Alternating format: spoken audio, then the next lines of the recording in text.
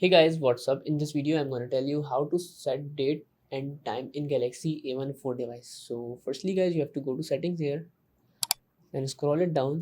So here we have an option of a general management. So just tap here. As you guys see, we have an option of a date and time. Tap again. And if you want to set up the automatic time zone, you can enable this feature. But if you want to set up a manual, so just disable it first and then set the date from here.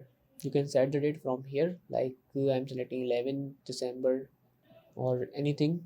After that, if you want to set up the time, you can click on set time and you can set the time from here. Always that I suggest you guys will always use automatic time date and time, so it will be accurate. So just select this one, and if you want to set time zone based on location, you can enable this feature. Whenever you go to anywhere, the time will be changed according to your location. You can also use a 24-hour format or 20 or 12-hour format.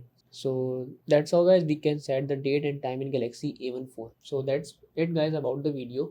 If this video helps you, kindly like the video and follow us for more tips and tricks. See you guys in the next video. Take care.